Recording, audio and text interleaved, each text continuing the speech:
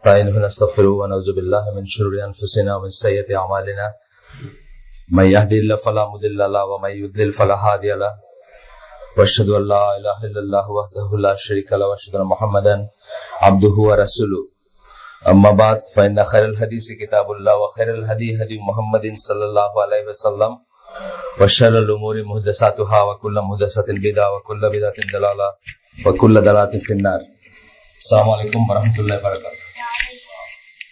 আমরা যেখানে শেষ করছিলাম সেখান থেকে শুরু করবো ইনশাআল্লাহ। বইটার নাম তো জানেন সবাই, problems Muslims face in today's world. অর্থাৎ আজকের পৃথিবীতে মুসলিমরা যেসব প্রবলেম ফেস করে মোস্টলি ছিল সোশ্যাল এবং পার্সোনাল লেভেলের প্রবলেম গুলা। আজকে এবং গতদিন এবং আজকে একটু পলিটিক্যাল, একটু হলেও গ্লোবাল বা জিও পলিটিক্যাল ব্যাপারগুলো আসছে। তার কারণ এটার সাবহেডিংটার নাম হচ্ছে দ্য প্রবলেম অফ টেরোরিজম। তো এখানে কতগুলো পয়েন্ট বলছিলেন, যে পয়েন্টগুলা আমরা শুনছিলাম, আবার একটু শুনবো। এই জন্য যে আল্লাহ রাসূল সাল্লাল্লাহু আলাইহি ওয়াসাল্লামের গাইডেন্স গুলো কি ছিল আমরা জানি না বলে অনেক সময় আমাদের মনে আসে না সেটা। আমাদের যে পলিটিক্যাল ইসে আমরা বাস করি, জিও পলিটিক্যাল অথবা সোশিও পলিটিক্যাল যে এনভায়রনমেন্টে বাস করি, সেখানকার নর্মস গুলো আমরা নেই। যেমন পাকিস্তানি আমলে আমি যখন ছোট, আমার মনে আছে হয়তো ক্লাস 1-এ বা আরো আগে হইতে পারে, আমি শিওর না, 1-এ বা অ্যারাউন্ড দ্যাট আর কি, সালটা আমি ভুলে গেছি। ওই আইয়ুব খানের সাথে ফাতেমা জিন্নার একটা ইলেকশন হয়েছিল। আপনার হারিকেন মার্কা ছিল ফাতেমা জিন্না, আর গোলাপ ফুল মার্কা, এই দুটা মার্কা মনে আছে আমার, এই ছিল আইয়ুব খান। তো এই যে এনভায়রনমেন্টটা, ধরেন আমি আমার নানা বাড়িতে ছিলাম, আমার নানারা আলেম ছিলেন, মানে প্রচলিত আলেম, এখানকার আলেম যে যা বলতে যা বোঝায়। কিন্তু তারা এখানে কেউ কিন্তু মনে করেন নাই যে এখানে অন ইসলামিক কিছু আছে বা এটা ইসলামের সাথে যায় না, এই ধারণাটা তাদের ছিল না। ইলেকশন মানে আইয়ুব খান, ফাতেমা জিন্না, হয়তো মহিলা বলে কেউ কেউ বলছেন যে হ্যাঁ একজন মহিলা কি করে এই করলেন, কিন্তু ফাতেমা জিন্নাকে তৎকালীন জামাতে ইসলাম এন্ডোর্স করছিল, এটা আমি তখন জানতাম না, এখন জানি আর কি। তো এই যে ব্যাপারগুলো, এই এনভায়রনমেন্টে বড় হওয়ার পরে আমরা কিন্তু অনেক সময় রিয়েলাইজ করি না যে সমস্ত জিনিসগুলোতে আমরা পলিটিক্যাল ভিউ গুলো প্রকাশ করি বা মতামত প্রকাশ করি সেগুলো আসলে ইসলামিক না। বা সেগুলা, যেমন ধরো আমাদের দেশে সবাই তো মুসলিম, মানে 87-90% মানুষ মুসলিম, কিন্তু এই যে ভোটাভুটি যে সিস্টেমে আমরা জিন্দাবাদ জানাই, যে সিস্টেমে আমরা হরতাল করি, মিছিল করি, অথবা রেভলিউশন যে কনসেপ্টটা আছে, বা উৎখাত করার একটা, সবসময় উৎখাত কথাটা আমরা ব্যবহার করি না, মানে পতন, উৎখাত, এই কথাগুলো ব্যবহার করি, কিন্তু আসলে একটা মুসলিম এনভায়রনমেন্টে এই কথাগুলো থাকবেই না, উৎখাত পতন কথাগুলো নাই। আমরা জানি যে ওসমান রাদিয়াল্লাহু আনহুকে জাস্ট বুড়া, উনি বয়স বেড়ে গেছে, অনেক বয়স হয়েছে ওনার, এই কারণে কিন্তু সবাই বলতেছিল যে ইউ শুড স্টেপ ডাউন, আপনার উচিত এখন ক্ষমতা ছেড়ে দেওয়া, ক্ষমতা থেকে নেমে আসা। কিন্তু উনি অথবা ওনার যারা অ্যাডভাইজার অথবা যারা দিন বোঝেন বা ইসলাম বোঝেন, তারা কিন্তু এটা মানে চিন্তাই করেন না যে এটা ধর্তব্যের কথা বা এই কথাটাকে কনসিডার করার একটা ব্যাপার। বিকজ ইসলামে এই কনসেপ্টটাই নাই, কাউকে ডিপোজ করা, সরানো, উৎখাত করা, অথবা কুদেতা যে মেন্টালিটি যেটা আমরা বলি, কু বলি না একটা কথা, যে মানে কি বলে এটাকে বাংলায় বলেন, কুই বলে নাকি আর কিছু বলে? আচ্ছা, যাই হোক, ওই অভ্যুত্থান বলে, সামরিক অভ্যুত্থান বলে, এই ধরনের জিনিসগুলোর কোন কনসেপ্ট ইসলামে ছিল না বা নাই আসলে। কিন্তু এইসব এনভায়রনমেন্টে বড় হওয়ার জন্য আমরা দুইটা জিনিস হয়, একটা হচ্ছে যে রিয়েল ইসলামী নর্মস গুলো কি হওয়া উচিত ছিল, কি যেমন ধরেন হেফাজতের ব্যাপারটা আমি বলি, হেফাজতের ব্যাপারে মানে তারা মজলুম, সেই হিসাবে আমার সহানুভূতি আছে, কিন্তু তারা যে কাজটা করছে, অর্থাৎ এসে একটা রাজধানী সেন্টার পয়েন্টটাকে তারা অবরোধ করছে, এটা একেবারে বাল খেললো, মানে ইসলামিক পয়েন্ট অফ ভিউ এটা মিনিংলেস একটা কাজ করছে।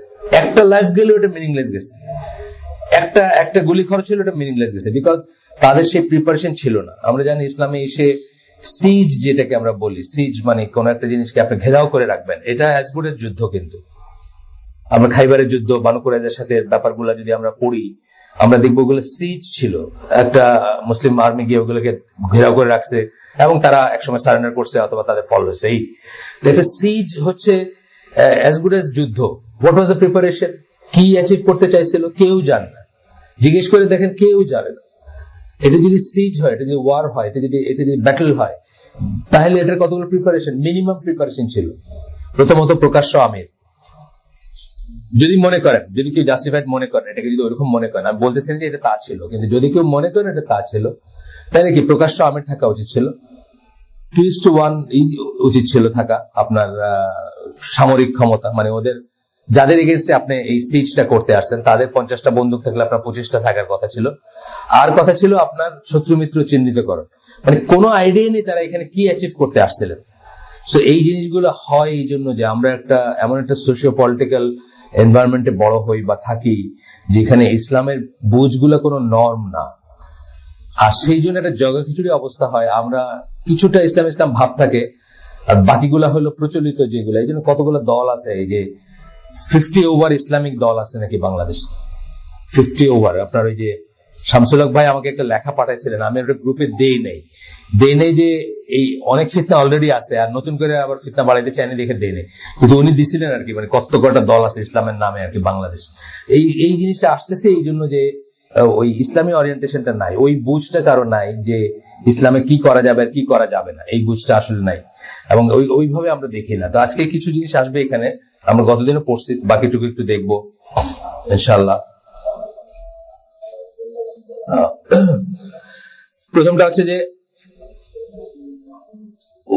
ওই দিন একটা মানে মানুষজনকে, দুনিয়ার মানুষকে বা এই ইস্যুগুলা, মানে পলিটিক্যাল, রিলিজিও পলিটিক্যাল জিনিসগুলা, এগুলা সম্বন্ধে জনগোষ্ঠী বা জনগণকে 4টা ভাগে ভাগ করা যায়, মানুষকে 4টা ভাগে ভাগ করা যায়। গতদিন পড়ছিলাম আমরা, আবার রিপিট করতেছি, আমার খুব ইন্টারেস্টিং লাগছে, কারণ আমি এইভাবে ক্লাসিফিকেশনটা আগে খেয়াল করে নেই বা আগে চিন্তা করে নেই। প্রথমটা হচ্ছে মুসলিমস হু পেড যাকাত। পলিটিক্যাল লিডার হিসেবে রাসূল সাল্লাল্লাহু আলাইহি ওয়াসাল্লাম 4 খলিফা কি কনসিডার করতেন, মানুষজনকে কিভাবে দেখতেন, কিভাবে ভাগ করতেন, শত্রু মিত্র কিভাবে ভাগ করতেন, মানে এই লাইন কিভাবে টানতেন। একটা হচ্ছে মুসলিমস হু পেড যাকাত, মুসলিম যারা জাকাত পে করছে বা পে করত তাদেরকে একটা ভাগে ভাগ করতেন, একটা ভাগে রাখতেন। তারপর হচ্ছে non Muslims under the protection of Muslim government, non Muslim যারা মুসলিম সরকারের প্রোটেকশনে থাকে, মুসলিম সরকারের ইসে থাকে, নিরাপত্তায় থাকে। 3 নম্বর হচ্ছে non Muslim who fulfil the agreements with their in the treaties, non Muslim nations বা জাতি, কিন্তু তারা তাদের মুসলিমদের সাথে তাদের যে সন্ধি হয়েছিল বা সন্ধি আছে বা ছিল, সেটাকে তারা অনার করে, সেটাকে তারা ফুলফিল করে, সেটাকে তারা রক্ষা করে, সেটাকে তারা ভঙ্গ করে না। আর 4 নম্বর হচ্ছে non Muslim nations who are at war with the Muslim nation or who indicated that war was likely. তাহলে কি বললেন যে 4 নম্বরটা কি বললাম, যে যারা হয় যুদ্ধে আছে অথবা যুদ্ধের সম্ভাবনা আছে। এইভাবে আমি আসলে চিন্তা করি না আগে, মানে এই ক্যাটাগরিক্যালি ডিফাইন করে এইভাবে 3-4টা ভাগ। যাই হোক, এখন বলতেছেন যে প্রথম দুইটা ক্যাটাগরির কাউকে হত্যা করা অবৈধ। প্রথম দুইটা ক্যাটাগরি কি বললাম, মুসলিম যারা জাকাত দেয়, তাহলে জাকাত দেয় মুসলিম এবং জাকাত দেয় না মুসলিমের ভিতরে একটু তফাৎ আছে এখানে। মুসলিম যারা জাকাত দেয় সেই ক্যাটাগরি। আর আরেকটা বললেন যে যারা ধরেন non Muslim under the protection of Muslim government, যারা জিজিয়া, জাকাতের বদলে জিজিয়া দেয়, আপনাকে জিজিয়া কর দেয়, আপনার প্রোটেকশনে আছে, আপনি বলছেন আপনার সিটিজেন, তারা এই ধরনের মানুষ। এবং বাই এক্সটেনশন যারা একটা মুসলিম দেশের বৈধ ভিসা নিয়ে সেই দেশে ঢুকে, সেটাও আসবে সেখানে। কারণ একটা মানুষ যখন একটা দেশের ভিসা নিয়ে সেই দেশে যায়, তখন সেই দেশের গভর্নমেন্টের সকল প্রোটেকশনেরই তার জন্য এক্সটেন্ডেড থাকে, সে যেটার আওতায় আসে। আপনি দেখবেন যে ভিসা দেওয়ার আগে অনেক সময় জিজ্ঞেস করে যে তোমার স্পন্সর কে। এই কথার মিনিং হচ্ছে যে আপনি যদি ওইখানে গিয়ে টিকিট হারাই ফেলছেন, আপনাকে দেশে কে নিয়ে আসবে, মানে যার যেটা রিকোয়ারমেন্ট সেই নিজে সে জিজ্ঞেস করে আর কি। যদি আপনার রিকোয়ারমেন্ট না হয়, গভর্নমেন্ট যদি এটা কভার করে, ফাইন, কোনো সমস্যা নাই। কিন্তু যদি আপনার রিকোয়ারমেন্ট হয়ে থাকে যে একটা দেশ গরিব দেশ, অথবা একটা দেশ যারা ওয়াল লাগবে, ওয়াল লাগলে এখানে চলে আসবে, মানে পিছিয়ে অনেকের সমস্যা থাকে আর কি। তো আর ওয়ালের আবার একটা সমস্যা আছে, যাদের ঠান্ডার সমস্যা আছে ওয়ালে পিঠ লাগিয়ে বসলে আবার ঠান্ডাটা তাড়াতাড়ি জায়গা মতো পৌঁছায়। আমাদের শমসুলক ভাই আছে না, উনি বালিশ একটা আছে ওনার এখানে, ঠান্ডার দিনে বালিশটা পিছনে দিয়ে তারপর বসেন। আর যাই হোক, এটা ভ্যারি করে এবং এটা আজকাল এইজের কোনো ব্যাপার না। আমাদের ইয়াংগেস্ট ভাইদের দু একজন আছে সিভিয়ার ব্যাক পেন, যে উত্তরার আরিফ, সিভিয়ার ব্যাক পেন। তারপর বোনদের আছে, এই যে শামীম হাসানের ওয়াইফ, ওর তো সিভিয়ার ব্যাক পেন। এখন বয়সের কোনো থাকে না। আগে আমরা মনে করতাম এই কি মাঝরাতে ব্যথা কি একটা আছে না, সুকুমার রায়ের বা কারো, আজ রাতে বুড়ো তুই হবি কুপকাত, কি একটা ছড়া আছে, মানে মাঝরার ব্যথা হয় 60-70 কাছাকাছি গেলে। এখন আর ওইগুলো ঠিক না। এখন ইয়াং ছেলে দেখবেন পিঠে দিয়া বসতেছে। লাইফস্টাইলের জন্য কিছুটা হয়েছে, সারাদিন বসে থাকে। এই বসাটা কিন্তু আপনার এই যে পেছনে যে চেয়ারটা থাকবে, এই চেয়ারটার প্রোফাইল কি খুব ইম্পর্টেন্ট, এবং ওটাকে ঠেক দিয়ে বসতে হবে যাতে পিঠের লাইনটা নেয়। তা না হইলেই কিন্তু আপনার আস্তে আস্তে শুরু হয়ে যাবে। এবং বহু মানুষ আছে যারা ইয়াং বয়সে এই কম্পিউটারে বসতে বসতে তাদের ব্যাক পেন হয়ে গেছে আর কি। বসার থেকে কিন্তু একটা তো ওয়েট লিফটিং আছে বা অন্য জিনিস আছে, ধরেন কেউ যদি ফাস্ট বোলার হয় তার একটা মানে ডিস্কের ব্যাপার থাকতে পারে, ওইগুলো একটা ধাঁচ আছে। আর একটা ধাঁচ হচ্ছে জাস্ট বসে থাকার থেকে হবে ব্যাক পেন।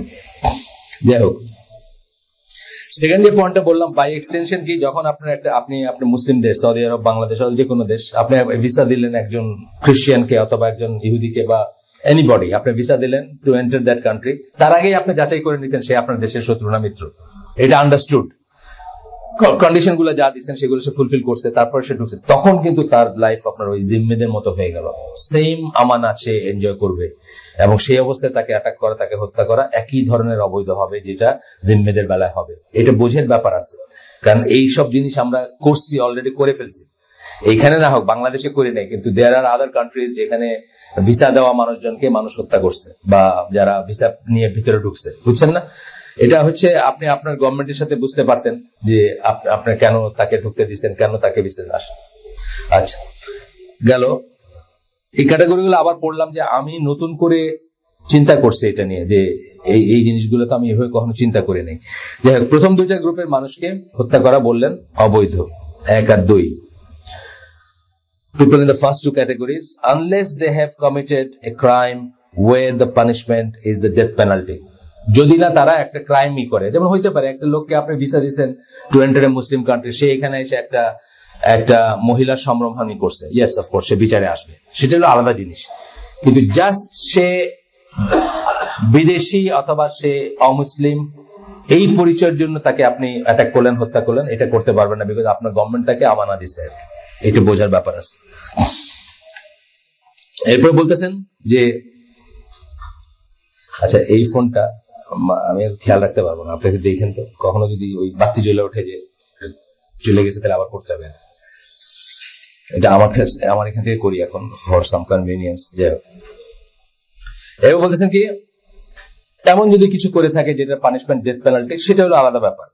তারপর বলতেছেন যে থার্ড ক্যাটাগরিতে যারা আছে, থার্ড ক্যাটাগরিতে যাদের সাথে আপনার ট্রিটি আছে, যে কোনো একটা দেশের সাথে থাকতেই পারে আপনার ট্রিটি, ছোট দেশ বড় দেশ যাই হোক, অমুসলিম দেশও হইতে পারে, সেটা যদি ট্রিটি থাকে তাহলে সেই ক্যাটাগরির কাউকে আপনি অ্যাটাক করতে পারবেন না। নন মুসলিম নেশনস বলতেছেন যার সাথে আপনার ট্রিটি আছে। ফর এক্সাম্পল, ওই আগের দিনের কথা বলছেন যে মুসলিমদের, এইটুকু আমরা পড়ছিলাম, আমি রিপিট করতে ইচ্ছা করে, যে আমি নিজেও নতুন জানলাম জিনিসগুলো, একটু নতুন মনে হচ্ছে আমার কাছে, ভালো লাগতেছে, সেই জন্য আপনারাও যত বেশি সম্ভব জানলেন আর কি।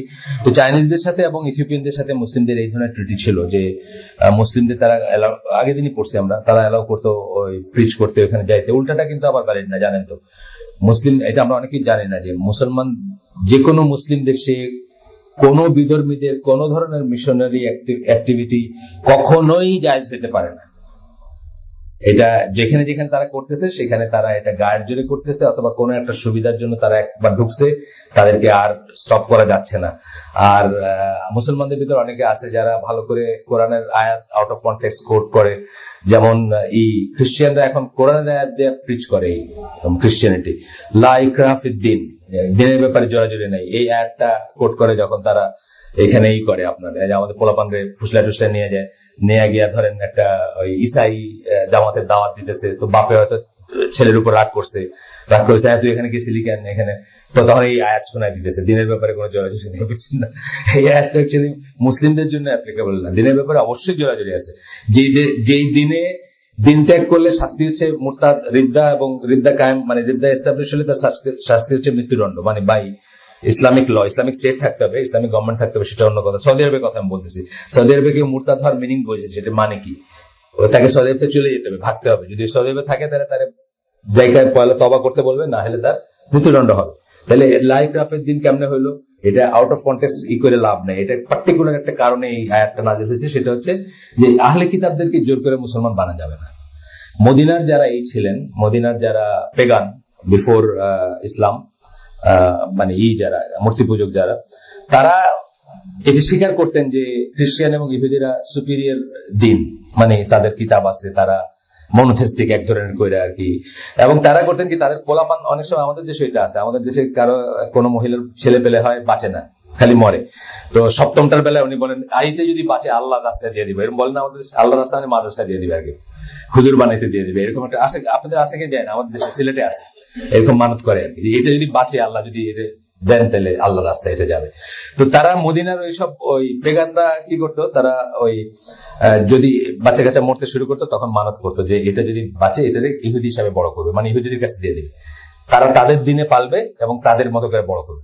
তো এইরকম বেশ কিছু ছেলে পেলে ছিল ইহুদিদের ভিতরে। তো বানু কুরাইজা এবং বানু নাদির বা আরো যারা, যাদেরকে ইহুদি ট্রাইব গুলোকে যখন আস্তে আস্তে তারা বাধ্য হইলো ছেড়ে যেতে, ওয়ালাইকুম সালাম, বাধ্য হইলো মদিনা ছেড়ে চলে যেতে, তখন করলেন কি, যে যাদের আত্মীয় স্বজন আছে আর কি তাদের সাথে, যেসব মদিনাবাসীর মুশরিক এক্স মুশরিকদের আত্মীয় স্বজন আছে তাদের সাথে, তারা এখন মুসলিম, তারা বললেন যে আমাদের ছেলে পেলে এগুলো রেখে যেতে হবে বা ওইগুলাকে মুসলিম বানাইতে হবে বা ওইগুলো মুসলিম হবে, এরকম একটা দাবি তুললেন। ওই দাবির পরিপ্রেক্ষিতে কিন্তু এই আয়াতটা আসছিল যে জোর করে সে যদি আহলে কিতাব এসে থাকে তাকে জোর করে মুসলিম বানানো যাবে না।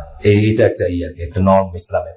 কিন্তু এটার উল্টাটা সত্য না যে আহলে কিতাব জোর করে আমাদের এখানে মিশনারি অ্যাক্টিভিটি চালাবে আর আমরা সব বগল লাগাবো, এটার কথা না। আপনি দেখেন এখানে কয়েক হাজার কোটি টাকার প্রপার্টি আছে আসাদ গেটের মোড় থেকে নিয়ে অনওয়ার্ড এই পর্যন্ত, বুঝছেন না? আপনি করেন তো এখানে, আপনি গিয়ে একটু ফেন্স লাগান দেখি এখানে, আপনি গাজীপুরের জঙ্গলে যান, গিয়ে একটা ফেন্স লাগায় খালি ওই আপনি দেখছেন কি যায় না, যে কালীগঞ্জ বলে একটা জায়গা, কালীগঞ্জ যাওয়ার আগে আপনার যার নাম বলতেছি জায়গাটার, কালীগঞ্জের আগে পুবাইল আরিখোলার জোনে একটা ব্রিজে উঠে ডান পাশে একটা বিশাল চার্চ আছে, চার্চ এবং সিমেট্রি আছে মেন রাস্তার উপর ঢাকা সিলেট রোডে আর কি। যদি আপনি উত্তরা হয়ে যান, জাস্ট ব্রিজ থেকে নামবেন, বিশাল চার্চ, সাথে উপর থেকে ব্রিজের উপর থেকে দেখা যায় ভিতরে সিমেট্রি আছে, মানে ওই কি বলে কবরস্থান আছে খ্রিস্টানদের, একদম করা ওয়াল, তো মানে মেয়েদের হোস্টেলের চেয়ে বড় ওয়াল, তার উপরে হচ্ছে আপনার কি বলে আপনার ওই তার কাটা। আপনি করেন দেখি একটা ওখানে কইলা লেখেন তো এটা মানে মুসলিমদের ধর্মীয় প্রতিষ্ঠান, কালকে আপনি you are behind the bars, তাই না? কালকে জঙ্গি আপনি, কিন্তু তারা এই দেশের উপরে আমি জাস্ট এইটাই অবাক হই যে একের হার্ট অফ দ্য সিটি বুকের উপরে বসে আপনার কিভাবে গাঙ্গুলি স্যার আর কি স্যার লিখে রাখছেন এখানে, XYZ সেন্ট কিছু বাদ নাই, প্রকাশ্যে দিয়ে রাখছে আপনার কি বলে তার কাটার বেড়া দিয়ে রাখছে। তো এটা হচ্ছে জাস্ট আমাদের বুঝের, আনফরচুনেট যে আমাদের বুঝের অভাব। হয়তো কোনো ভালো প্র্যাকটিসিং মুসলিমরাই এগুলার দিছেন এক সময়, কি বলে পারমিশন দিছে বা যাই হোক, সেটা সৌদি আরবে এটার খুব চেষ্টা চলতেছে। আমরা শুনছিলাম যে থিওরিটিক্যাল নাকি একটা ব্যবস্থা করা হয়েছে, কিন্তু এখনো পর্যন্ত এটা অফিসিয়ালি আমরা দেখি নাই আর কি, অফিসিয়েট করতে দেখি নাই। একটা চার্জটাকে তারা করবে অলবেট বিদেশিদের জন্য আর কি, মানে যুক্তি আছে ওইখানে, বুঝছেন না? আমেরিকানরা চাকরি করে, ফিলিপিনরা চাকরি করে, তারা কোথায় যাবে, এটা না সেটা না, এসব অনেক যুক্তি আছে। যাই হোক, যেটা নাই সেটা হচ্ছে আমরা কি পড়লাম যে চায়না এবং ইথিওপিয়াতে মুসলিমদেরকে তখন প্রিচ করতে দেওয়া হয়তো, ইসলাম প্রিচ করতে দেওয়া হয়তো। চায়না এবং ইথিওপিয়াকে তারা ইসলাম প্রচার করতে পারতো বা ইসলামের দাওয়াত দিতে পারতো, কিন্তু উল্টাটা যেমন আপনার চাইনিজ বা ইথিওপিয়ানরা এসব মুসলিম দেশেই করবে, এটা কিন্তু ভাইস ভার্সা না। আমরা অনেক সময় ভুল করতে পারি যে ওরা আমাদেরকে দিতেছে আমরা দিব না কেন, না, এটা সমতার কোনো ব্যাপার না, এটা ডেমোক্রেসির কোনো ব্যাপার না, এটা বুঝতে হবে পয়লে। ওরা দিলে আমরা দিব এমন কোনো কথা নেই। এই জন্য আমি অনেক সময় বলি যে ইন্টারফেথ ডায়ালগ আমরা বলি। ইন্টারফেথ ডায়ালগ দিয়ে আপনি কি করবেন, এটা ইন্টারফেথ মনোলগ হওয়া উচিত ছিল, মানে ওরা বলবে আমরা শুনবো বা একটা কিছু, ডায়ালগের কিছু নেই, কারণ কোনো গিভ এন্ড টেক নাই। তো আপনি কিছু দিতে পারবেন? আপনাকে বললো যে কোরআনের একটা শব্দ শুধু আপনি বাদ দিয়ে দেন আর আমরা আমাদের পুরা বাইবেল সারেন্ডার করে দিলাম, পারবেন আপনি? একটা শব্দ বলুন, কোরআনের একটা শব্দ বাদ দিয়ে দেন, এই শব্দটা একটু গন্ডগোলের শব্দ, আর আমরা পুরা বাইবেল আপনার কাছে সারেন্ডার করে দেবো, পারবো না। যদি পারবো না যখন, তখন ডায়ালগের কিছু নেই। এটা মনোলগ কেন বললাম, তারা বলতে পারতো যে দেখেন আমরা এখানে আসি, আমাদেরকে মানুষের রাস্তাঘাটে মারে, ধরেন কথার কথা, আচ্ছা ঠিক আছে তোমাদের মারবে না, এই আলোকে যা পড়লাম আমরা তার আলোকে তোমাদেরকে মারবে না, তোমরা যদি জিম্মি হও, তোমরা যদি এই গভর্নমেন্টকে ট্যাক্স দিয়ে থাকো, তোমরা এরকম কিছু একটা হইতে পারতো। কিন্তু গিভ এন্ড টেক তো নাই, লেনদেন কিছু নেই, আমরা কিছু দিতে পারবো না, কিছু ছাড়তে পারবো না, এই জিনিসটা আমাদের বোঝা উচিত। ছাড়ার কিছু নাই, বরং তারা মাইনরিটি হিসেবে যদি তারা আমানা চায়, তারা প্রোটেকশন চায়, তারা সেফটি চায়, তারা সিকিউরিটি চায়, সেটা স্টেট পর্যায়ে হোক, সেটা সোশ্যাল পর্যায়ে হোক, সেটা নিয়ে আলাপ হইতে পারে, সেটা নিয়ে ডায়ালগ চলতে পারে। কিন্তু আমাদের কিছু একটা ছেড়ে ধরেন, মানে সে বললো যে আমার পূজা মণ্ডপে আপনি গিয়ে আসতে পারেন এবং বসতে পারেন, বিনিময়ে কি আপনি বলবেন নাকি যে আমার মেম্বর থেকে তুমি খুতবা দিতে পারবা? এটা পারবেন?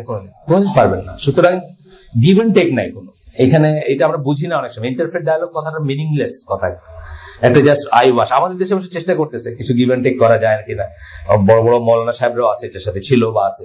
যাই হোক, আসেন এখন তারপরে কি বলতেছে, the only permissible physical jihad is with those in the fourth, fifth and sixth category. চারটা আমরা পড়লাম, চারটার পরেও, আচ্ছা চারটার পরে আরো দুইটা ক্যাটাগরি আসছিল পরে, বুঝছি। ফিফথ আর সিক্স পরে আসছে, মানে প্রথম দিকে এই চারটা ক্যাটাগরি ছিল। এরপরে কি হলো, আবু বকর রাদিয়াল্লাহু আনহুর সময় ফিফথ একটা ক্যাটাগরি হলো, মুসলিম নাম কিন্তু জাকাত দিতে অস্বীকার করে, যে জন্য আমরা ওই জাকাত দিয়ে প্রথম পয়েন্টটা বলছি। প্রথম পয়েন্টটা বললাম না, মুসলিম যারা জাকাত দেয়, তাহলে এখন মুসলিম কিন্তু জাকাত দিতে অস্বীকার করে। আর তারপরে কি হলো, 6 নম্বর গ্রুপ ছিল কি, রেভলিউশনারিজ এন্ড ইনসার্জেন্টস, মানে যারা রেভলিউশনারি, বিপ্লবী, এটার কোনো কনসেপ্টই ছিল না ইসলাম। একটু আগে বললাম না যে মানে আমরা যেহেতু একটা সোশিও পলিটিক্যাল হিসেবে বড় হই, যেখানে আমরা জাসদ দেখি, আমরা ছাত্র ইউনিয়ন দেখি, আমরা ছাত্রলীগ দেখি, আমরা ইউনিভার্সিটি গুলা পড়ি, আমরা স্কুল গুলা পড়ি, কলেজ গুলা পড়ি, এদের সাথে তো বড় হই আমরা। এদের একটা অংশের কোন একটা যেটা ভালো লাগে শুনতে, হাওয়া, যার যেটা শুনতে ভালো লাগে আর কি, সেটা যার বক্তৃতা। আমাদের সময় আসমা আব্দুর রব্বারি ছিল খুব অনলবর্ষী বক্তা, তখনকার দিনে আওয়ামী লীগের বিরোধিতা করছে। এইটা ইটসেলফ জন্য একটা কোয়ালিটি, বুঝছেন না?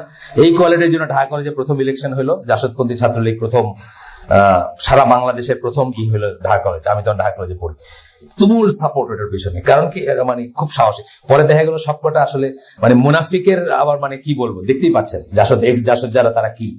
আসমা আব্দুর কথা আমি বলি, সে একসময় এসে গেছে আপনার, আমি তখন জার্মানিতে, সেই জার্মানিতে গেছে, গিয়া কি ওষুধ করাইতে গেছে, অসুখ মানে কিছু একটা করাইতে গেছে, অসুখ ছিল, ওষুধ করাইতে গেছে, মানে ডাক্তার দেখাতে গেছে গিয়া। ওই সময় জার্মানিতে পলিটিক্যাল অ্যাসাইলামে অনেক জাসদ ছিল ওই সময়টায়, মানে জাসদের উপর পরে অনেক হয়েছে না, মানে গভর্নমেন্ট গুলো অনেক অত্যাচার করছে, যাই করছে, তারা ওই সমস্ত পলিটিক্যাল নিয়ে ওইদিকে গেছে আর কি। তো সে গিয়ে বলছে এগুলো সব রিনিউ করতে হবে, জাসদের সনদপত্র, সদস্য পদ রিনিউ করতে হবে, তার কাছ থেকে 22 মার্ক করে দিয়া এক একটা সার্টিফিকেট নিতে হবে। সো বাঙালিরা টুক টু স্ট্রিট, রাস্তায় এসে জিন্দাবাদ দিছে আসমা আব্দুর রবের এগেন্স্টে। জার্মানিতে এইসব জিনিস কোনদিন কেউ দেখে নাই, বুঝছেন না? বাঙালি স্টাইলের জিন্দাবাদ, রব তোমার চামড়া তুলে নিব আমরা, এই মার্কে আর কি ব্যাপার স্যাপার হয়েছে এখানে, এবং বিরাট একটা স্ক্যান্ডাল। এই হইলো আসলে বিপ্লবীদের সত্যিকার চেহারা। বিপ্লবী দেখেন ফাইটে পড়তেছে এক একটা বিপ্লবী, যেগুলো এক্স বিপ্লবী, মানে চর্বি বললে চর্বি, মানে আলীরাদের ওই আসারটা আমার মনে হয় যে তুমি যদি মানে নর্মালের চেয়ে বেশি মোটা হয়ে থাকে, তবে নিশ্চয়ই জানো যে তুমি অন্যটা খাইছো। মানে সেই তুলনায় আপনি আজকালকে বিপ্লবী গুলো দেখেন, নড়তেই পারে না, একটা কি চেহারা এক একটা। মিনিস্টার হয়েছে এরশাদের, গৃহপালিত ছিল, সে গৃহপালিত বিরোধী দল ছিল, মিনিস্টার হলো না এরশাদের সময়, কি একটা ফুল মিনিস্টার ছিল সে। তো এই হচ্ছে আমাদের দেশের বিপ্লবীদের চেহারা, মানে এটা আল্লাহ রসুল বা মুসলিমরা অনেক আগেই জানতেন যে there is no such thing as বিপ্লব আর কি। যাই হোক, এখন ফিফথ সিক্স ক্যাটাগরি আমরা বললাম। অনলি পারমিসিবল জিহাদ হচ্ছে fourth, fifth, six category. Fourth বলতে আমরা দেখলাম যে যেই সব মুসলিম নেশন আইদার এট ওয়ার অথবা প্রিপেয়ারিং টু অ্যাটাক আদার মুসলিম নেশনস, অথবা মুসলিম জাতিকে অ্যাটাক করার জন্য রেডি হচ্ছে, অথবা অলরেডি অ্যাট ওয়ার। এই প্রিএমটিভ ওয়ার কিন্তু ইসলামে জায়েজ। প্রিএমটিভ বলতে কি, সে এখন অ্যাটাক করে না, কিন্তু করবে, শক্তি সঞ্চয় করতেছে, হ্যাঁ আপনি এটা করতে পারেন, তাকে জায়েজ, প্রিএমটিভ ওয়ার। তো যাই হোক, ফিফথ, সিক্স, ফোর্থ, এটা হলো ফোর্থ ক্যাটাগরি। ফিফথ ক্যাটাগরি হলো যারা জাকাত দিতে অস্বীকার করে, আর সিক্স ক্যাটাগরি যারা রেভলিউশনারি, এদের এগেইনস্টে জিহাদ পারমিসিবল বা যুদ্ধ permissible. There are two types of physical jihad. Defensive and offensive.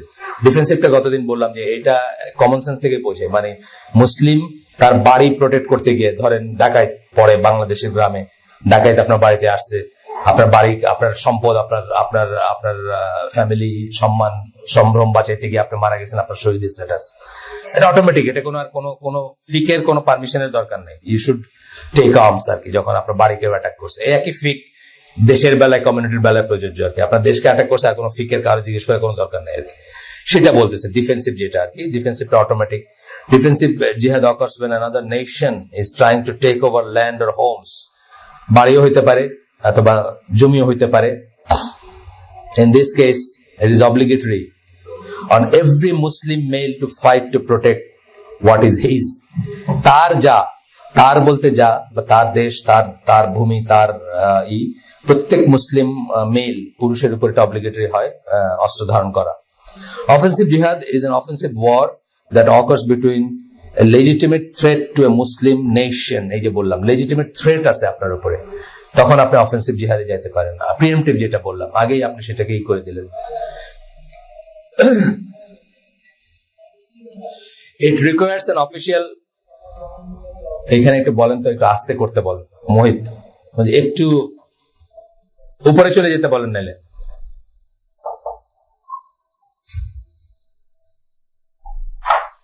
Asif, একই স্থলে ওই দুই দলের সভা ডাকলে 144 দ্বারা জারি হয় না? একই স্থলে দুই ইসের সভা আজ দেখা যায় না পেপারে, প্রায় কারোই করতে দেয় না পুলিশ, দেখা যায় না প্রায় একই স্থলে দুই দলের পাল্টাপাল্টি সভার আহ্বান। অনেক সময় একই দলের দুই গ্রুপ হয়। সিলেটে হইতেছে একদিন, আমি তো জীবনে দেখি নাই, মানে শুনছি এগুলা। এই গতবার আগের বাজন সিলেট না 2 বার আগে, 2-2.5 মাস আগে গেলাম, পুলিশ টুলিশ আছে সব। আমি গাড়িতে একটা সিগন্যালে আটকানো, এবং ওই জায়গাটা হলো পুলিশ কমিশনারেরই, যারা সিলেট চিনেন, কুমারপাড়া বলে, পুলিশ কমিশনারের অফিস আছে। হঠাৎ দেখলাম 15-20টা মোটরসাইকেল, ইয়াং পোলাপান, একেবারে ওপেন রামদা হাতে নিয়ে ওইখান দিয়ে যাইতেছে। তাই আমি তো সিলেটের খবর জানি না কি চলতেছে ভাই, বিকাল 4টা এরকম। তো যে হোটেলে আমার প্রোগ্রাম ছিল ওই হোটেলে গেলাম। ওই হোটেলের ভিতরে আলাপ হচ্ছে যে ওই হোটেলের কেউ একজন আরেকজন আসছেন আর কি, উনি পুলিশের রিপোর্ট করছেন যে দেখলেন না, গেল কোন দিক দিয়ে গেল, মানে ওই দেখে নাই। আচ্ছা যাই হোক, তখন আমি খবরটা নিলাম কি, যে সিলেটের ছাত্রলীগের 2টা গ্রুপ আছে। এখন ওর আসল নাম নিশ্চয়ই এটা না, জনৈক ব্যক্তি, তার নাম পাঙ্গাস, তাকে নাকি, সেই ছাত্রলীগের, তাকে নাকি অ্যারেস্ট করছে 2-4 দিন আগে। সেই জন্য সেই গ্রুপের পোলাপান রঞ্জিত গ্রুপের উপরে শোডাউন করার জন্য, মানে এই রামদা টামদা গুলা নিয়ে ওইদিকে ছুটছে আর কি। দিনে 4টার সময়, সকাল মানে দুপুর 4টা আর কি, মানে 4টা বা একটু আগে হইতে পারে, অ্যারাউন্ড দ্যাট টাইম আর কি। এবং পুলিশকে যখন রিপোর্ট করছে যে দেখলেন না, এটা মানে এটা সভ্য দেশ তো, এটা কই, মানে আমি তো খেয়াল করি নাই, মানে দেখে নাই তারা আর কি, এসে দিকে। যাই হোক, এটাও হয় মাঝে মাঝে, যে নিজেদের ভিতরেই হয় অনেক সময়। 144 ধারার কথায় আসলাম আমরা। যাই হোক, it requires an official declaration. আচ্ছা, এইখানে কি হয়েছে? It requires an official declaration of jihad made by Muslim ruler of that nation. কিন্তু এটাতে কি করতে হবে? মুসলিম রুলার অফ, সে প্রেসিডেন্ট হতে পারে, প্রাইম মিনিস্টার হতে পারে, ডিক্টেটর হতে পারে, রাজা হতে পারে, খলিফা হতে পারে, সব উনি ব্র্যাকেট দিয়েছেন। Caliph, king, dictator, president or prime minister, যেই হোক, বাট তার লিডারশিপ স্ট্যাটাস সেই জন্য চলে যায় না। একজন মানুষ ডিক্টেটর হলে তার লিডারশিপ স্ট্যাটাস চলে যায় না, যদি ওই কথাগুলো আছে, যে কতগুলো শর্ত আছে, যদি এটা তাহলে সেই পর্যন্ত থাকে। আচ্ছা যাই হোক, তো বলছে তার সে অফিসিয়ালি ডিক্লেয়ার করবে সেটা। এটা এমন হবে না যে একটা মিলিশিয়া গ্রুপ, সে নিজের মতো মানে সেই দেশেরই অংশ, যেটা পাকিস্তান ইন্ডিয়ার ভিতরে প্রায় হয়ে থাকে, সে বর্ডার ক্রস করে গিয়ে ওখানে গিয়ে একটা কিছু করে চলে আসলো, বুঝছেন না? এটা না, এই ব্যাপারটা হবে না। আচ্ছা, তারপর বলতেছেন when undertaking jihad there are rules to be followed. এটা খুব ইম্পর্টেন্ট জিনিস। জিহাদ যেহেতু ইবাদা, তার ডেফিনেট সেট অফ রুলস আছে, সেই রুলগুলো জানতে হবে, মানতে হবে এবং পালন করতে হবে। জাস্ট লাইক সালাতের জন্য ডেফিনেট রুলস আছে, সিয়ামের জন্য ডেফিনেট রুলস আছে, হজের জন্য ডেফিনেট রুলস আছে। আপনি জানেন তো যে ধরেন কেউ আরাফার ময়দান থেকে তাড়াতাড়ি করে বাইর হয়ে মুজদালিফা যাবে, দেখা ধরেন সানসেটের 10 মিনিট আগে বাইরে হয়ে গেল, তার কিন্তু হজ বাতিল, বুঝছেন তো, তার হজ হবে না। এটা একটা রুল, এই রুলটা মানতে হবে। যদি আপনি হজ করতে চান এই রুলটা মানতে হবে। বেড়াইতে গেলে অন্য কথা, বেড়াইতে গেছেন, হজ কেমনে হয় এটার ভিডিও করতে গেছেন, এটা ডিফারেন্ট জিনিস। কিন্তু হজ করতে গেছেন, আপনাকে এই রুলটা মানতে হবে। একই ব্যাপার, জিহাদের কতগুলো ডিফারেন্ট একটা সেট অফ রুলস আছে, সেগুলোকে আপনার মানতে হবে, জানতে হবে এবং মানতে হবে। আচ্ছা, the soldiers must follow the laws of combat sent down by Allah subhanahu wa ta'ala and explained by the Prophet sallallahu alaihi wasallam in authentic hadith. আল্লাহ রাসূল আল্লাহ যেটা পাঠাইছেন এবং রাসূল সাল্লাল্লাহু আলাইহি ওয়াসাল্লাম এক্সপ্লেইন করছেন, সেই কোড অফ কন্ডাক্ট বা সেইগুলা আপনার মেনে চলতে হবে তাকে। যেমন আপনাদেরকে গতদিন এই গল্প বলতে বলতে আমাদের হালকা শেষ হয়ে গেছিল। আমরা আপনাদেরকে বলছিলাম যে একজন আছেন, ওনার 3টা বই আছে, 3 খণ্ডে আর কি একটা বই আছে, ভেঞ্চার্স অফ ইসলাম। ওনার নাম হচ্ছে মার্শাল জি হডসন। ওনার লেখা সুন্দর, খুব সুন্দরভাবে কভার করছেন একদম অনেক দূর পর্যন্ত, ইন্ডিয়াতেও মুসলিম রুল টুল এগুলো কভার করছেন এবং শুরু করছেন রাসূল সাল্লাল্লাহু আলাইহি ওয়াসাল্লামের আসার আগের সময়টা থেকে নিয়ে শুরু করছেন। তো উনি যেমন খুব সুন্দর করে এক্সপ্লেন করছেন যে তখনকার মুসলিম আর্মিগুলা কেমন ছিল, কি করত, যে তারা মনে করতো, তখনকার বলতে বোঝাচ্ছেন মানে গোল্ডেন এজ যেটাকে আমরা বলি আর কি, প্রথম 4 খলিফা বা একটু পরে পর্যন্ত, যে তারা একটা জায়গায় যুদ্ধ করতো কিন্তু সেই শহরটাতে তারা মাথা নিচু করে ঢুকতো। তারা প্লান্ডার করতো না, লুটপাট করতো না, ধর্ষণ না, লুটপাট না, বা টিজিং ফিমেল এই মোটেই না। বলতে যে তারা প্রথম দিকে তাদের কথা বলতেছে, এখন তো এটা প্রযোজ্য না। তারা মনে করতো যে তারা আল্লাহর চোখের সামনে আছে, অর্থাৎ আল্লাহ দেখেন, আল্লাহ শোনেন। এই আকীদাটা তাদের ভিতরে এমন ভাবে ছিল যে তারা এই প্লান্ডারিং বা এই জিনিসগুলো কখনো করতো না। এবং কখনোই তারা মানে এই যে শত্রু, যেমন ক্রুসেডের সময় যেটা করছে খ্রিস্টান আর্মি প্যালেস্টাইনে বা অন্যত্র যেটা করছে অন দ্য ওয়ে, যেখানে মুসলিম জনগোষ্ঠী পাইছে, তারা ইনডিসক্রিমিনেটলি মানে হত্যা এবং ধর্ষণ এগুলো করছে। এইগুলো মুসলিমদের ইতিহাসে কখনো ছিল না। এখন শুনতেছি আমরা, এখন এই যে নতুন নতুন আইএস মার্কা জিনিসে শুনতেছি। তো এখন বুঝতে হবে যে এখন মুসলিমরা সেই বুঝের মুসলিম না। এটাও মানে এদের সাথে মানে ওমর রাদিয়াল্লাহু আইডেন্টিফাই করার কোনো কারণ নাই, বা খালিদ বিন ওয়ালিদকে আইডেন্টিফাই করার কোনো কারণ নাই। কিন্তু তখনকার সময়গুলাতে মুসলিম আর্মির জাস্ট ম্যানার্স এবং আদব এবং এটিকেটস, এগুলা দেখে কিন্তু এনমাস খ্রিস্টিয়ান ফ্রন্টলাইন সোলজাররা ওই পাশ থেকে এই পাশে এসে ইসলাম গ্রহণ করছে। তারা এত মুগ্ধ হয়েছেন বা এতই মানে তারা যেভাবে যুদ্ধগুলাতে এই রুলস গুলা বা এই আদব গুলা যেভাবে ফলো করতেন। It is forbidden to kill women, children, monks, priest. এগুলো পড়ছি আমরা গতদিন, আবার আমি পড়তেছি যে আমার মনে হচ্ছে আরেকবার পড়া উচিত, জাস্ট জিনিসগুলো খুব ইম্পর্টেন্ট। সেই জন্য কালকে সাইফুল্লাহ ভাইয়ের হালাকা, আমি সাইফুল্লাহ ভাইকে বলছি একটু এই ইস্যুটা অ্যাড্রেস করতে, আইএস ফিতনাটা একটু অ্যাড্রেস করতে, আনঅফিসিয়ালি আর কি। আমি গ্রুপে দেই নাই, কারণ তাইলে আমরা জায়গা দিতে পারবো না মানুষ, এই জন্য গ্রুপে আমি আর এটা আলাদা করে বলি নাই। কিন্তু ওনাকে আমি পার্সোনালি বলছি যে ইট ইজ টাইম উনি একবার একটু ঝালাই করবেন আর কি, ওনার পয়েন্টটা বা ওনার স্ট্যান্ডটা। তারপর কি বলছে, unless they are soldiers and combatants. এখন রাব্বাই বিশপ আপনারা দেখছেন না, বার্মাতে দেখছেন না, বার্মাতে মুসলিম হত্যায় কিন্তু ইরা আছে, এই যে ওদের মংকরা আছে, তাই না? তারপর কি তারা তখন কম্বেটেন্ট, তারা তখন আর কিন্তু প্রিস্ট না। এখন ধরেন একটা মুসলিম দেশ যদি বার্মার এগেন্সে যুদ্ধ ঘোষণা করে বা যুদ্ধে যায়, তাহলে তারা কি এই মংককে সেভ করা কিন্তু এই রুলের ভিতরে আসবে না, কারণ তারা তখন কম্বেটেন্ট, তারা যুদ্ধ করতেছে ওই সাইড থেকে। আচ্ছা, in the past some non-Muslim knew that and used their women, যেটা বললাম যে বাচ্চা এবং ওই জন্য পড়ছি আমরা, বাচ্চা এবং মেয়েদেরকে তারা হিউম্যান শিল্ড হিসাবে ব্যবহার করতো, যে মুসলিমরা এদেরকে মারবে না, সেই জন্য তারা কি করতো, এদেরকে সামনে আগায় দিত। সামনে আগায় দিলে মুসলিমরা নিরস্ত্র হইতো বা যুদ্ধটা বন্ধ হয়ে যেত বা একটা অবকাশ পাইতো তারা। যাই হোক, তারপরে বলতেছেন যে soldier follows the rules of combat, on the other hand খারেজার্স follow the rules laws of শয়তান। খারেজি স্ট্যান্ডে যারা আছে তারা শয়তানের করে, যেটা আমি বলতেছিলাম গতদিন, যে আইএস এর মাধ্যমে যে দাওয়াতগুলো পৃথিবীবাসী পাইছে, আপনি কি মনে করেন একজন নন মুসলিম কখনো কনসিডার করবে টু বিকাম মুসলিম? মানে এই যা দেখা যায়, এটা সত্য নিয়ে বিতর্ক চলতে পারে। এটা নিয়ে আপনি বলতে পারেন না, এটা তো ইঞ্জিনিয়ার, এটা তো এরকম করে নাই, ওটা তো এরকম করে নাই, অনেক কিছু চলতে পারে, এগুলো কোনো শেষ নাই। কনস্পিরেসি থিওরি কোনো শেষ নাই, আর এগুলো কথার কোনো শেষ নাই। কিন্তু আমি বলতেছি যে আপনি যা আমাদের কাছে, আমাদের পর্যন্ত যা এসে পৌঁছায় খবর, যা আমরা জানি, যা আমরা দেখি, তার বেসিসে এগুলো থেকে কেউ মুগ্ধ হয়ে ইসলাম গ্রহণ করার আমি কোনো কারণ দেখি না। আচ্ছা, তারপর বলতেছে যে এরা এরা জঙ্গলের ল ফলো করে, কার্ল মার্কসের ল ফলো করে, আর নাম দিচ্ছেন, যাই হোক, বিপ্লবী টিপ্লবী এদের ল ফলো করে। খারিজের স্কিল মেনি মুসলিমস অ্যান্ড দেয়ার নন কম্পিটেন্টস। খারিজিরা কি অনেক মুসলিম হত্যা করে এবং নন কম্পিটেন্ট যারা যোদ্ধা না তাদেরকে ই করে। যেমন ধরেন ইজিপ্টের কথা আমি বলি। ইজিপ্টের আমরা ওই দিনে আপনার বলছি যে এই যুগের নতুন যুগের সবচেয়ে মানে ভয়ঙ্কর এই গ্রুপ ছিল মানে কি বলবো, মানে সন্ত্রাসী গ্রুপ ছিল তাকফির ওয়া হিজরা, যে দলটা শেষ হয়ে গেছে, অলমোস্ট সবাই মরে গেছে ওদের লিডারশিপে, কিন্তু স্প্রিন্ট ওদের আদর্শটা আছে বা স্প্রিন্টের আছে এখন পর্যন্ত। তারপরে ছিল দুইটা ভাগ, একটা ছিল গামা ইসলামী, একটা ছিল ইসলামিক জিহাদ। গামা ইসলামে ছিল শেখ ওমর আব্দুল রহমান, যিনি এখন ইউএসএ তে আছেন, অন্ধ শায়েক আর কি, যিনি লাইফ সেন্টেন্স ই করতেছেন ইউএসএ তে। আলেম ছিলেন, আল আজহারের গ্রাজুয়েট বা আল আজহার থেকেই করা। সূরা তওবার উপর ওনার ছিল, থিসিস ছিল, ডিসার্টেশন। উনি লিড করতেন, উনি ছিলেন গামা ইসলামিয়ার লিডার, মানে আন্ডারগ্রাউন্ড দল। আরটা ছিল ইসলামিক জিহাদ, যেটার লিডার ছিল আয়মান আজ-জাহরি, এখন যে আল কায়দার আর কি নাম্বার 1, তারা ছিল। তো তারা প্রচুর মুসলিমকে হত্যা করছে ওই দেশে।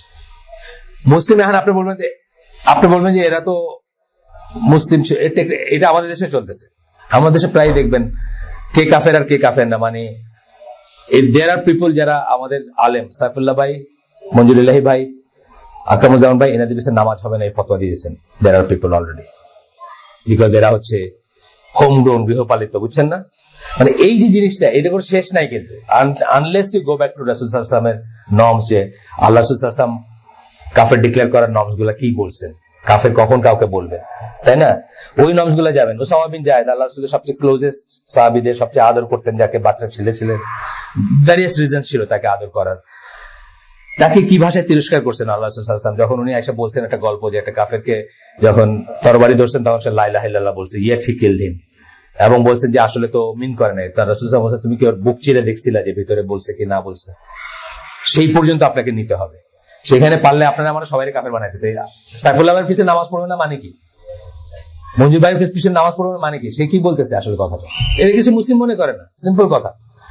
তো এই ট্রেন্ড আমাদের দেশেও আছে। আপনারা ইয়াং যারা, যাদেরকে আল্লাহ এক্সট্রা এনার্জি দিছে, ইয়াং, ওই খারেজিদের ক্যারেক্টারিস্টিক্স কি, একটা দুইটার পরে দেখবেন তারা বয়সে ইয়াং মেজরিটি, এই কথাটা আছে কিন্তু কম বয়সে। একটা দুইটা পয়েন্টের পরে 53টা পয়েন্ট আছে এর, ওই যে ডক্টর সালাল ফৌজান অথবা মোহাম্মদ সালাল হুসাইনের 53 পয়েন্টস আছে খারেজিদের ক্যারেক্টারিস্টিক্স, আমরা এখানে পড়ছি আগে।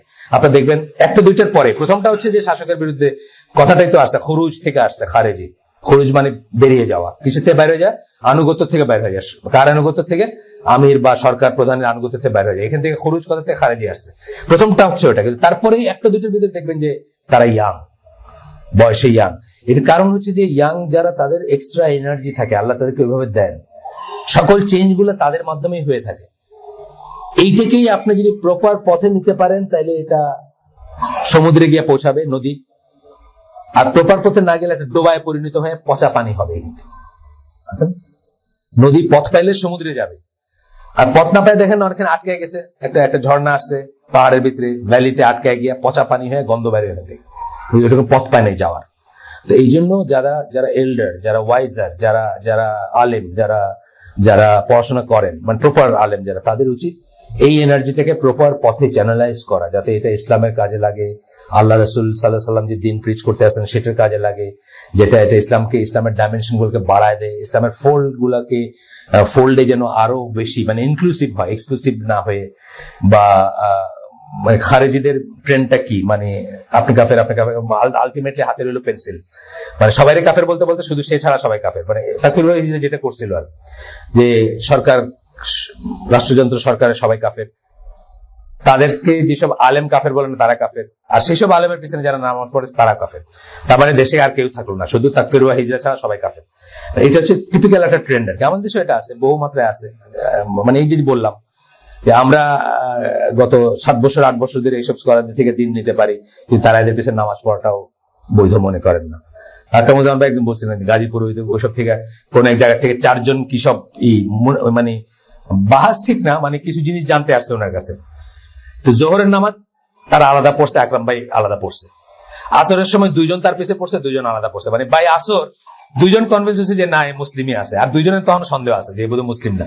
তো দুইজন আলাদা পড়ছেন, আমার দুইজনই। এই অবস্থায় আমরা আছি এখন আমাদের এই দেশে, যেখানে মানে সূরা ফাতিহা 99% মানুষ শুদ্ধভাবে উচ্চারণ করতে পারবে না। আমি শিওর, কোন পরীক্ষা নেওয়ার দরকার নেই। আমি এমনি বললাম যে 99% মানুষ যেটা ছাড়া সালাত হয় না, সেই সূরাটা ঠিক মতো উচ্চারণ করতে পারে না। সেই দেশে এই অবস্থা। তারপরে আর একটু বেটার যারা আছে, যারা আরো বেশি দিন জানে, যারা আরো বেশি বুজুর্গ, ইয়াং জেনারেশনের ভিতর, তাদের কথা ছেড়ে দিলাম। আচ্ছা, আসেন এরপর বলতেছেন কি, ইট ইজ ফরবিডেন। আচ্ছা গেল এটা। খারেজি তখন বলতেছেন যে দা বম্বিং, আমি আপনাদের বলতেছিলাম যে আমি আল কায়দা লিডার ওসামা বিন লাদেনের উপর অনেক পড়াশোনা করছি, এবং দেয়ার ওয়্যার কোয়ালিটিস তার ভিতরে যেগুলো একদম ক্লোজেস্ট টু সুন্নাহ। কিন্তু নাইরোবির এম্বাসি বোম্বিং এর পরে আমি আর তাকে এন্ডোর্স করতে পারিনি, কারণ that was by all token, by all norms, that was an act of terrorism. সোজা কথা, কারণ ওইখানে ইনডিসক্রিমিনেটলি মানুষ মারা গেছে, মুসলিম মারা গেছে, কাফের মারা গেছে, বাইস্ট্যান্ডাররা মারা গেছে। এইটা কোনোদিন ইসলামের পদ্ধতি হতে পারে না। সেই দিন থেকে আমি আর কখনো তাকে এন্ডোর্স করতে পারিনি। কিন্তু তার আগে পর্যন্ত তার অনেক ভালো কাজ ছিল, এবং মেনি সুন্নাহ ক্যারেক্টারিস্টিক্স ছিল তার ভিতরে, মানে তার কথায়, বার্তায়, তার ড্রেস আপে, তার ম্যানার্সে অনেক সুন্নাহ জিনিস ছিল। কিন্তু এই একটার পর থেকে আমি আর কোনোদিন তাকে এন্ডোর্স করতে পারি না হোলসেল, বিকজ এটা জায়েজ না, এবং এটা এই না। আপনারা জানেন যে 3টা শর্তের কথা আমি বলছিলাম, যে প্রথম 3টা শর্ত একটু আগে বলছি হয়তো, শত্রু মিত্র চিহ্নিতকরণ একটা। ওখানে যে একটা মুসলিম মারা গেছে, একটা মুসলিমের দাম আল্লাহর কাছে পৃথিবী এবং পৃথিবীতে যা আছে তার চেয়ে বেশি। মানে একটা মুসলিম বেঁচে থাকা অবস্থায় আল্লাহ কিয়ামত সংগঠিত করবেন না, কোন মুসলিম কিয়ামত দেখবে না। মুসলিমের যে এই স্ট্যাটাসটা আছে, আপনি এটাকে একেবারে পাত্তাই দিলেন না। আপনি কয়টা মুসলিম মরলে কি হয়েছে, 10টা ইসের সাথে 5টা মুসলিম মরলে কি হয়েছে, বুঝছেন না ব্যাপারটা? মানে এইখানে মানে অনেক লাইন ক্রস হয়েছে। তারপরেও আমি বলতেছি, মানে এইটা একটা, যেমন ধরেন উদাহরণ, এমবেসি বম্বিং এর অনেক পরে, এটা 96 এর ঘটনা ছিল বোধহয় না? এমবেসি বম্বিং 96 এর অনেক পরে, 2001, সেটা পরের কথা, অনেক পরের কথা, তার আগেই আর কি। সুইসাইড সম্বন্ধে আমরা গতদিন একটু পড়লাম। সুইসাইড সম্বন্ধে আমরা গতদিন পড়লাম রাসূল সাল্লাল্লাহু আলাইহি ওয়াসাল্লামের হাদিসটা কি, যে সেটা যেভাবে কেউ মরবে সুইসাইডের সময়, সেভাবেই সে মরতেই থাকবে জাহান্নামে, মানে পারপিচুয়ালি ডেথ হবে তার। এই হাদিসটা আমরা পড়লাম। The Kharijis who also follow rogue leaders who have no state authority, and they allow these leaders to declare jihad. The true Muslim recognizes that jihad is only lawful when it is declared by a legitimate ruler or head of state or a legitimate leader. Ruler, head of state অথবা legitimate leader, যেমন ধরেন state না থাকতে পারে তার, কিন্তু সে আমিরের ওই পয়েন্টগুলো, আমিরের ওইগুলো ফুলফিল করবে, আমিরের কন্ডিশন গুলো ফুলফিল করবে, লেজিটিমেট হবে। আমরা এসে পড়ছি যে আমরা এখানে যে বইটা পড়তেছিলাম, কি জানি, religious extremism in the life's of contemporary Muslims, এখানে পড়তেছিলাম বইটা। আরো একটা বই পড়ছি আমরা এখানে, আকিদের বই পড়ছি, এই বইটাতে পড়ছি। ইমাম নওয়াবী কি বলছেন, এইসব ডিসিশন গুলো কারা নিবে? People who tie and untie. Tie and untie মানে যারা বাঁধে এবং খোলে। কি বাঁধে কি খোলে? যারা বললে কারো আনুগত্য হয়, আর যারা খুলে ফেললে আনুগত্যটা সরে যায়। এর কারা? এরা হচ্ছে মুজতাহিদ আলেমরা এবং গোত্রপতিরা। একদিকে মুজতাহিদ আলেম, আর দিকে গোত্রপতি। যে জন্য আমি বলি, অনেক সময় যখন আইএস নিয়ে প্রশ্ন করে আমাদেরকে, আমি বলি যে এইটা নিয়ে আমাদের নিয়ে মাথা ঘামানোর কোন প্রয়োজনই নেই, কারণ এটা ডিসাইড করবে কারা, ওয়েদার আমরা আইএস টাইপের কেউ, অথবা আমি বলি যে বসেন এখানে, বসেন, আসেন। আমি আসলে বলি যে গোলাপ সাহেব মাজারের এখানে একটা লোক দাঁড়ায় বললো যে আমার নাম অমুক XYZ, কালো পতাকা একটা হাতে নিয়ে বললো যে আমি খোরাসান থেকে আসছি, এবং আমি আপনাদের, বাই দ্য ওয়ে খোরাসান থেকে কালো পতাকার হাদিসগুলো সহি না, এখানে জাকারি ভাই বলে গেছেন দুইটা, এই গত হালাকার আগের হালাকাতে, মানে লাস্ট যে হালাকা আসছিল সেটা বলছে। তো যাই হোক, ওই বলতেছে যে আপনারা সবাই আমার আনুগত্য করবেন, আমি মুসলিম ওয়ার্ল্ডের খলিফা। বলতেই পারে, ডিক্লেয়ার করতেই পারে, ডিক্লেয়ার করাটা নাজায়েজ তাও না, কিন্তু সে তার কাছে কি আমি গিয়ে বায়াত নিব, আমি আনুগত্য করবো কি করবো না, এটা কি দিয়ে জাজ করবো, কি দিয়ে আসবে এটা? কে বলবে আমাকে যে তাদের কাছে যাবো কিনা, আনুগত্য করবো কিনা? আমার ডিসিশন না, এটা ডিসিশন হচ্ছে কাদের? People who tie and untie. People who tie untie হচ্ছে যারা যারা মামুন একটা হালায় করে বাইরেছেন, আটটা করেন না এখন, আর পরে করেন। যে কি বলে মাইন্ড করছেন মামুন? না, হালকা আপনি করতেই পারেন, আপনার জন্য বৈধ, একটু অন্য জায়গায় গিয়ে করতে হবে। আর রফিক ভাই গলাটাও বেশ উঁচু, রফিক ভাই কথা বললে এটাকে লুকানোর কোনো রাস্তা নাই। আচ্ছা, তো যাই হোক, আপনার তো এখানে কি বলছেন, পিপল হু টাই আনটাই। এখন এই লোকটা আমি কিন্তু আউটরাইট বলতে পারি না যে এই লোকটা পাগল, না, এভাবে কি বলতে পারে যে আমি মুসলিম উম্মার খলিফা, আমার কাছে সবাই এসে বায়াত করেন বা সবাই এসে আমার আনুগত্য করে, কিন্তু এটা কে বলবে? People who tie untie. সেই টাই আনটাই কারা? মুজতাহিদ আলেম এবং গোত্রপতি যারা। আগে আপনাদের বলছি মুজতাহিদ আলেম কারা। আমাদের দেশের রেসপেক্টে ধরেন মঞ্জুর এলাহি, সাইফুল্লাহ, এনাদেরকে আমরা মুজতাহিদ আলেম মনে করি। তারা যদি আমাদের বলতেন যে গোলাপ শাহ মাজারের ওই লোকটার কাছে গিয়ে সবাই গিয়া বায়াত নাও বা আনুগত্য করো, হয়তো আমরা একটা চিন্তা করতে পারতাম। তাতে এখন বলেন নাই, কাউকে আমাদের বলছেন? বলেন নাই। গোত্রপতি কারা? ধরেন ছোট স্কেলে উপজেলা চেয়ারম্যান, আরো ছোট স্কেলে আপনার ইউনিয়ন কাউন্সিলের চেয়ারম্যান, আপাতত আর কি বলতেছি আমি।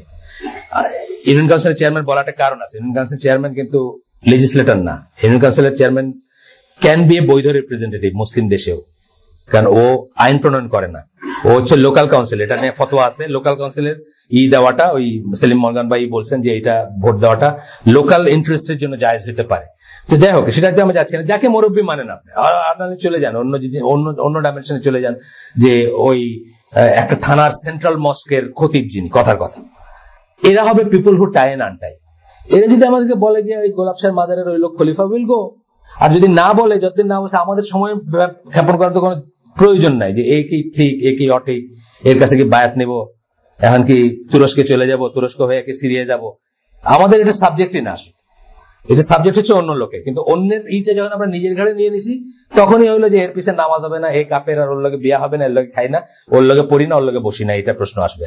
কিন্তু আপনারা দেখেন যে কত ছিলেন যে মদিনার মসজিদ গুলাতে, জাস্ট একটা উদাহরণ, মানে ইভেন আল্লাহ মারা যাওয়ার পরে ওমর হুযায়ফা বিন ইয়ামান তারা যখন বেঁচে আছেন, তারা জানতেন বাই নেম কে কে মুনাফিক, তাদেরকে কোনোদিন বারণ করেন নাই যে মসজিদে আইসো না, কখনো বলেন নাই যে এই মসজিদ তোমাদের জন্য না।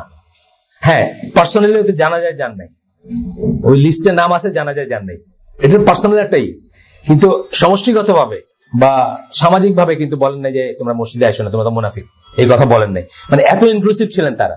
সেখানে আজকে আমরা দুই ছাত্র কোরআন হাদিস পড়া একজন আলেমের পিছে ফতোয়া দিয়ে দিতেছি, আমার অনুসারীদের দিয়ে, এদের পিছে নামাজ হবে না, নামাজ পড়েন তোমরা। আছে আমাদের দেশে, আছে, চিন্তার ব্যাপার আছে। আচ্ছা, রোগ লিডার্স কেন বললেন? রোগ লিডার্স বললেন যে এরকম যে ডেমাগগ বলি আমরা, বা ডেমাগজ বলে কেউ কেউ, যারা প্ল্যাটফর্ম গরম করতে পারে, যারা খুব সুন্দর বক্তৃতা দিতে পারে, যাদের কথায় অনেক মানুষ দৌড় মারে, এরকম মানুষের কথা বলতেছে। রাসূল সাল্লাল্লাহু আলাইহি ওয়াসাল্লামের ওই হাদিসটা আমরা পড়ছি গতদিন, আজকে আর পড়লাম না, পরবর্তী এসে যাচ্ছি আমরা। আনাস বিন মালিক এর বর্ণনা একটা হাদিস আছে, এটা বোধহয় পড়ছিলাম, তবুও আবার রিপিট করলাম যে মৃত্যু চাবেন না কখনো। আমি বলছিলাম বোধহয় না গতদিন, কখনো মৃত্যু চাবেন না। আমরা অনেক সময় কোনো একটা মনোকষ্টের কারণে, কোনো একটা শারীরিক কষ্টের কারণে, কোনো একটা অসহ্য লাগতেছে, কোনো একটা ব্যাপার হয় অনেকে, ধরেন 20 বছর ধরে, আমার মা যেমন ফর অ্যাবাউট 39 ইয়ার্স বিছানায় ছিলেন, রাফলি বলতে গেলে। মাঝখানে ধরেন হয়তো 10 বছর বাদ দিতে পারি, হয়তো, বা ধরেন 30 বছর বলতে পারি খুব সেফলি, হয়তো 9 বছর একটু ধরে ধরে হাঁটতে পারতেন বা একটু বসতে পারতেন, তারপরে একটা সময় আসতে টোটালি বিছানায় ছিলেন। এখন আমি তো মনে করি যে আল্লাহ যদি এই ইসে তার আমরা মুসলিম বিশ্বাস মতে কি, এরকম কষ্ট যখন আল্লাহ রাখেন, আমাদের গুনাহ মাফ হতে থাকে, আল্লাহ যদি তাই জান্নাত নসিব করেন, এইটার বিনিময়ে আলহামদুলিল্লাহ। আমি খুব ভালো একদম দিনের মানে লাস্ট মানে জীবনের শেষ দিন পর্যন্ত প্রাইভেট জেটে চড়লাম, এটার কিন্তু কোনো সিউরিটি নাই যে আমি জান্নাতে যাইতে পারবো, তাই না? কিন্তু আমার মা যদি ওইভাবে থেকে যদি আল্লাহ তাকে জান্নাত নসিব করেন, আলহামদুলিল্লাহ বলবো আমি, এটা হচ্ছে কথা। সুতরাং এই সমস্ত জায়গায় মৃত্যুর দোয়া চাইতে নেই। অনেকে অনেক সময় ফেড আপ হয়ে বলে যে আল্লাহ এর চেয়ে ভালো যদি আল্লাহ নিয়ে নিত, বলে না? ছেলেরাও বলে, মেয়েরাও বলে, পার্সন যিনি উনি নিজেও বলেন অনেক সময় ফেড আপ হয়ে, এটা বলতে নাই। এইটার উপর হাদিসটা এটা দিয়ে আর কি মানে আবার বলতে চাইছেন সুইসাইড জিনিসটা যে ইসলামে জায়েজ না, বা এই যেটা এখন একজন যদি ওইরকম লেজিটিমেট আমির থাকেন, রাসূল সাল্লাল্লাহু আলাইহি সাল্লাম, এবং একদিকে নবী আরেকদিকে হেড অফ স্টেট, এবং উনি যদি সার্জিক্যাল একটা অপারেশনের জন্য আরো বেশি মৃত্যু রক্তক্ষয় অ্যাভয়েড করানোর জন্য যদি স্টেট পর্যায় থেকে কাউকে কোন একটা মিশনে পাঠান যেখানে তার মৃত্যু বা জন্মে মানে মৃত্যু বা বেঁচে থাকার চান্স 50-50 হবে, এইটার থেকে অনেকে লেজিটিমেট মনে করেন এটা এটা আর এটা এক না, এটা কম্পারেবল। এটা ওই বইটাতে বড় অনেক লেখা আছে এটার উপর। ওই কাব ইবনে আশরাফকে যে পাঠাইছিলেন তার চান্স ছিল উনি মরে যেতে পারতেন, 50-50 চান্স ছিল, এটা অনেক লেখালেখি আছে। এটা একদম ডিফারেন্ট জিনিস আর কি। এইখানে কিয়াস করার কোনো স্কোপ নেই আর ওইটার থেকে আজকের এটা কিয়াস করার কোনো স্কোপ নেই, যেটা যা চলতেছে এখন আর কি।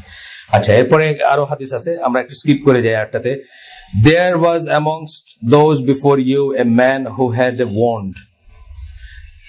He was in such anguish that he took a knife and used it to make a cut in his hand, and the blood did not stop flowing until he died.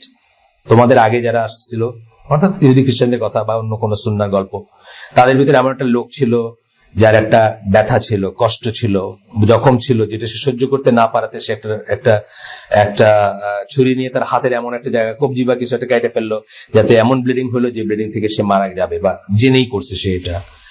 Allah the Almighty said, my servant has himself foretold me, I have forbidden him paradise.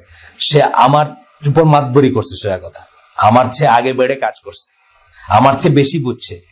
তারপরে কি বলছে, আমি তার জন্য জান্নাত হারাম করে দিলাম।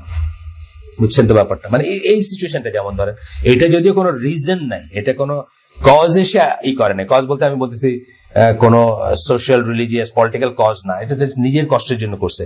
বাট ইয়াট কিন্তু ব্যাপারটা এই ধরনের, মানে আল্লাহর উপরই করা হয়ে যায়।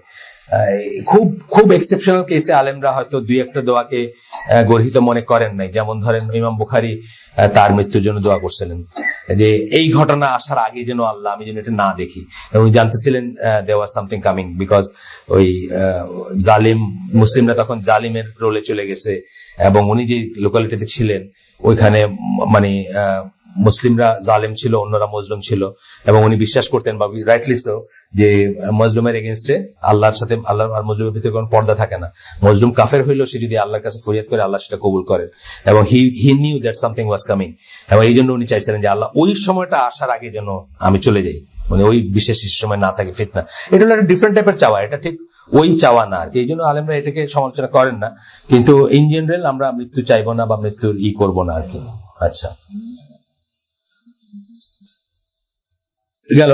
এখানে আরো কিছু হাদিস আছে, আমরা সেগুলা স্কিপ করে করে পড়ি একটু। এরপরে একটাতে আসি, বুখারীর হাদিস। এইটা যেটা পড়লাম আমি, এটা ছিল বুখারী এবং মুসলিমের হাদিস, যেটা মাত্র শেষ করলাম।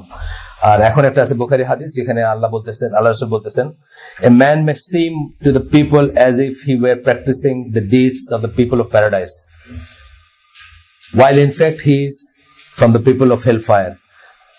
একজনের কথা মনে হইতে পারে যে এ তো, কারণ একটা জিনিস দেখেন, খারিজি ট্রেন্ডের আমরা যাদেরকে বলি তাদের ভিতর কিন্তু অধিকাংশের প্রচন্ড এখলাস আছে। এখলাস যেটাকে আমরা বলি, সিনসিয়ারিটি যেটাকে বলি, এটা অস্বীকার করার উপায় নেই। কিন্তু এখানে একটা জিনিস বোঝারও আছে যে sincerity itself is not enough for দিন। তাহলে প্রভাকরণ খুব দিনদার, খুব সিনসিয়ার না, প্রভাকরণ তার কাজের জন্য খুব সিনসিয়ার। সিনসিয়ারিটি ইটসেলফ এনাফ না। আরেকটা হলো তবলিগ। আপনার তবলিগ জামাতের লোকদের দেখেন, তারা কিন্তু ইন জেনারেল খুব সিনসিয়ার, কিন্তু জ্ঞান ছাড়া এই সিনসিয়ারিটি কোথাও নিয়ে যায় না তাদের। এই সিনসিয়ারিটি দরকার আছে, কিন্তু সিনসিয়ারিটি ইটসেলফ কোনো দলিল না যে ইউ আর কারেক্ট। এই কথাটা বোঝার ব্যাপার বলতেছি আমি। তো এদের অনেককে দেখলে আপনার মনে হবে যে অত্যন্ত সিনসিয়ার, অত্যন্ত ভালো, বা অত্যন্ত ক্লোজ টু কারেক্টনেস, এটা মনে হবে আপনার কাছে। তো আল্লাহ রাসূল সাল্লাল্লাহু আলাইহি ওয়াসাল্লাম কি বলতেছেন যে এমন একটা লোক যাকে দেখলে মনে হবে এ জান্নাতের লোক, while in fact he is from the people of hellfire, কিন্তু আসলে সে জাহান্নামের লোক, বা জাহান্নামের মানুষদের একজন। Another may seem to the people as if he were practicing the deeds of the people of hellfire. আরেকজনকে মনে হতে পারে যে এই লোকটা তো জাহান্নামের লোকদের করতেছে, মানে মতো কাজ করতেছে, while in fact he is from the people of paradise, কিন্তু সে জান্নাতের লোক হইতে পারে। এই জন্যই আমরা কি আহলে সুন্নাত জামাত তরিকা কি আমরা will never certify যে এই লোকটা জান্নাতে যাবে মৃত্যুর পরে। আমরা বলবো ইনশাআল্লাহ আমরা আশা করতেছি সে জান্নাতে যাবে, তার কারণ তার আমলটা ছিল এই গ্রেডের। ইনশাআল্লাহ দোয়া করি, আশা করি। আবার জাহান্নামের যে কাজ করে গেছে দুনিয়াতে, আমরা কি বলবো যে আমরা ভয় পাচ্ছি আল্লাহ তার যেন কি না কি হয়, তবু দোয়া করবো যে আল্লাহ তাকে যেন আল্লাহ মাফ করে দেন। এইটা হচ্ছে কারেক্ট ওয়ে। আপনাকে বলছি যে আমার ভাই বিডিআরে মারা গেছে, আমার মুখ দিয়ে কিন্তু তাকে শহীদ বলা বাইরে হয় না, বিকজ আমি তার ইমানি স্ট্যাটাস জানি না। আসলে আমি দোয়া করি সে যেন শহীদ হয়, আমি দোয়া করি। এই জন্য এখনকার স্কলাররা এই সমস্ত জিনিসের শহীদ সার্টিফাই করতে না করেন। শুধুমাত্র ডিক্লেয়ার্ড ধর্মযুদ্ধ যদি হয় এই সমস্ত শর্ত মেনে, সেখানে কেউ মরলে আমরা ধরে নিব উনি শহীদ, বলবো ডিক্লেয়ার্ড ধর্মযুদ্ধ বললাম, কিন্তু আমি যুদ্ধ বলিনি। হ্যাঁ, আর না হলে এইসব জিনিস, যেমন ধরেন এটা তো আসলে যেভাবে মারা গেছে বিডিআর যারা মারা গেছে তাদের শহীদ হবার কথা, এটা শহীদের ইসে পড়ে, কিন্তু নিশ্চিতভাবে বলতে পারবো না আমরা, কারণ তার ইমানি স্ট্যাটাস আমরা জানি না। সেই জন্য বলবো দোয়া করবো যে আল্লাহ যেন তাকে শহীদ হিসেবে কবুল করেন, ভয় করবো যে তাকে শহীদ হিসেবে কবুল নাও করতে পারেন। এই জিনিসটা সবার বেলায় কিন্তু প্রযোজ্য। যে নিজেকে মুসলিম দাবি করে মারা যাবে তার বেলায় প্রযোজ্য। আর যদি নিজেকে আত্মস্বীকৃত কাফের যদি হয় কেউ, যেমন হুমায়ুন আজাদ অথবা তসলিমা নাসরিন মার্কা, তাদের বেলায় আমাদের চিন্তার কোনো কারণ নেই। কিন্তু যারা নিজেদেরকে মুসলিম ক্লেম করছে, যে ভুল করে হোক, সে তার মতো তার মন গড়া মতোই করছে, তথাপি তার বেলায় আমরা আশঙ্কা করব যে সে হয়তো আটকায় যাবে, কিন্তু ভয় করব। আমার ভাই হইতে পারে, আমার বাবা হইতে পারে, কিন্তু তাকে বলবো না যে সে জাহান্নামী। আর উল্টা দিকে আপনার করব না, কি বলে, জান্নাতি বলে কাউকে সার্টিফাই করব না। তো আমার যখন এই লাইনে প্রথম চলাফেরা, মানে আহলে সুন্নাত জামার মানুষদের সাথে যখন প্রথম উঠা বসা করতেছি, আহলে হাদিসদের সাথে বা কোট আনকোট রাদার ওইটাই বলি, তখন এক দিনী ভাই, অনেক অনেক মানে ওনার আসন অনেক উপরে, বাংলাদেশের সবাই তাকে এক নামে চিনেন। তো ওনার বাসায় আমি ওনার কাছে গেছি আর কি, কোনো কারণবশত। এমন একটা ফোন আসছে যে ওনার কি একজন মারা গেছে। ফোনে বসে জানাজা গিয়ে কি হবো, এমনিতে জান্নামে যাবো, আমরা যাইবো, জানাজা গিয়ে কি হবো, তো হানাফি তো কাফের, তো জান্নামে যাবে। নজবিল্লাহ, সবাই নজবিল্লাহ বলবো যে আমাদের ভিতরে কেউ এই ইসে চলে গিয়ে থাকে অলরেডি। দুই গাছি, ওই আমার জুনিয়র ছিল, সে বলতো 2 গাছি দাঁড়িয়ে রেখে তুমি আমার এত বড় কথা বললা, মানে কেউ তার কিছু একটা বলছে আর কি। তো আমরা এরকম 2 গাছি দাঁড়িয়ে আর 2টা বই পড়ে আমরা যেন এরকম ফিকে চলে না যায় যে বাপ দাদা 14 গোষ্ঠী আশেপাশে যারা আছে সব মানুষ কাফের, ওর জানা যায় গিয়ে কি হবে। নজবিল্লাহ, আমরা এটা বলবো না কখনো। যে নিজেকে মুসলিম দাবি করে, যার উপর হুজ্জত কায়েম হয় নাই যে সে কাফের, যার উপর দলিল করে নাই, যাদের কথা বললাম, যেমন আত্মস্বীকৃত যারা, তাদের কথা অন্য, অথবা যাদের উপর দলিল মানে স্কলাররা হুজ্জত কায়েম করছেন। ফর এক্সাম্পল আমিনা ওয়াদুদ, ওই যে নিউ ইয়র্কে যে জুমার খুতবা করছিল মহিলা, তাকে বড় স্কলাররা কাফের রুলিং দিচ্ছেন। বা ইন্ডিয়ান কোন এক নায়ককেও দেখলাম, কারা জানি এই করছে, সালমান খান কি, যে ঘরে পূজাও করে করে, এরকম কিছু একটা বলছিল। হ্যাঁ, শাহরুখ, হ্যাঁ, যাই হোক, তার সম্বন্ধে দেখলাম ইসে ফতোয়া আছে অনেক, বাট বড় কোন স্কলার ফতোয়া দেখিনি আমি। বড় বলতে আমি বলতেছি যে আমরা যাদেরকে করি, মানে এরকম কারো দেখিনি আমি যার দেখছি তার নাম না জানা কোন এক স্কলার কি। যাই হোক, সেটা তারপরে আপনি একটা সন্দেহের ভিতরে একটা কনসিডারেশন নিতে পারেন। কিন্তু তাছাড়া আমরা যেটা বললাম, যার কথা আমি মাত্র বললাম, উনিও এক্স আমারই মতো, এক্স বাংলাদেশি, এক্স হানাফি, সবকিছুই, কিন্তু উনি এখন কট্টর সালাফি আর কি। তো ফোনটা আসছে, বললো যে অমুক মারা জানা যায় কি এমনি জানানো যাবে, এমনি জানানো যাবে, এই আমাদেরকে বলতেছেন উনি। এটা নজবিল্লাহ, এটা থেকে আমরা একদম তওবা করবো এবং দূরে থাকবো। সময় প্রায় কাছে আসতে 5 মিনিট যাবো আমরা ইনশাল্লাহ আর একটু।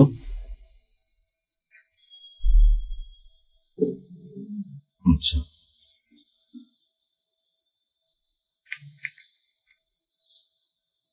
রাসূলুল্লাহ বলেন, I will declare war against one who shows hostility. রাসূলুল্লাহ বলেন, আল্লাহ বলেন, অর্থাৎ হাদিস কুদসি।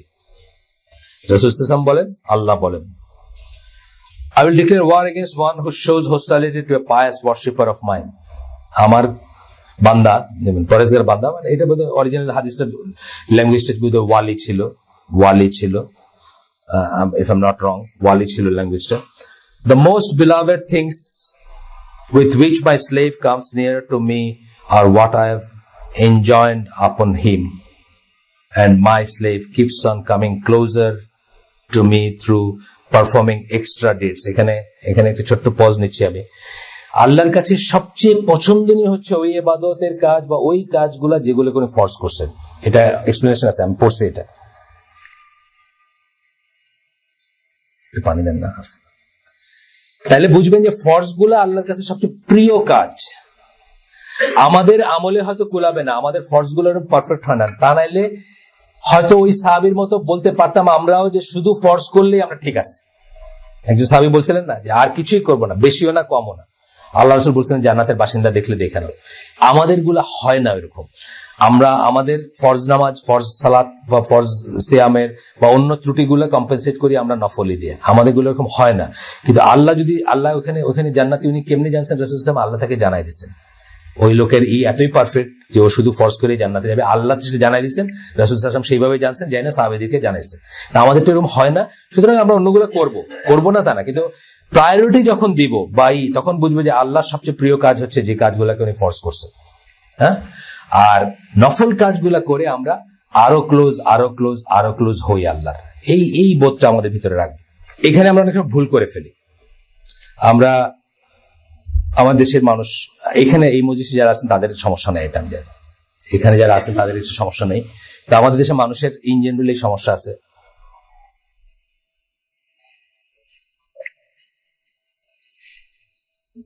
প্রায়োরিটিতে ভুল করা।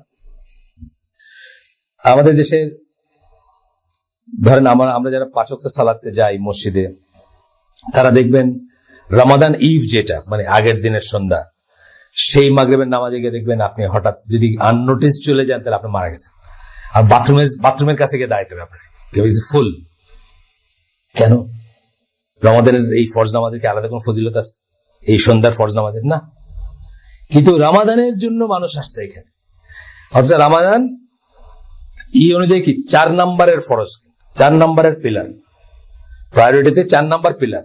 প্রথম 3টা পার হয়ে তারপর 4 নম্বরে যাবেন, কিন্তু অন্য সালাতে আসে নাই, ওই দিন ওই সালাদটাতে আসছে। এইটি আমার একটা উদাহরণ আর কি, প্রায়োরিটির উদাহরণ। তারাবির ব্যাপারে একটা উদাহরণ আছে, অনওয়ার্ড কোরবানির ব্যাপারে আছে আপনি দেখবেন, তাই না? বা নফল রোজার ব্যাপারে আছে দেখবেন আপনি, বা মহরমের রোজার ব্যাপারে আছে, রজবের রোজার ব্যাপারে আছে, শবে বরাতের রোজার ব্যাপারে আছে। আমরা যখন বড় হচ্ছি তখন ঢাকায় আমাদের তো নিউ মার্কেটে দোকান ছিল, সেটার কর্মচারীরা দেখতাম সন্ধ্যার আগে গোসল করতে ছুটত।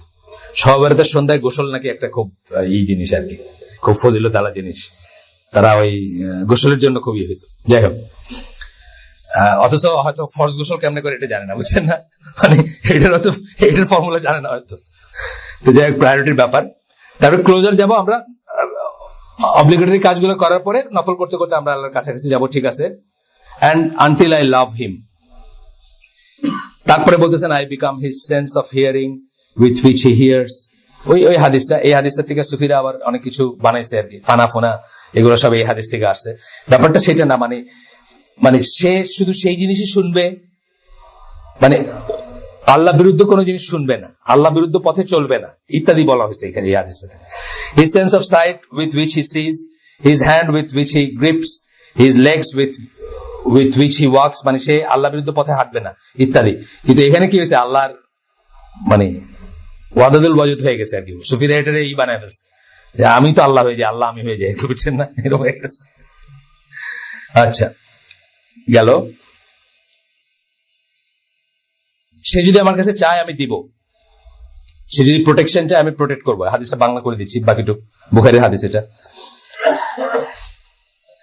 I do not hesitate to do anything as I hesitate to take the soul of the believer. এই বিশ্বাসীর, for he hates death and I hate to disappoint him.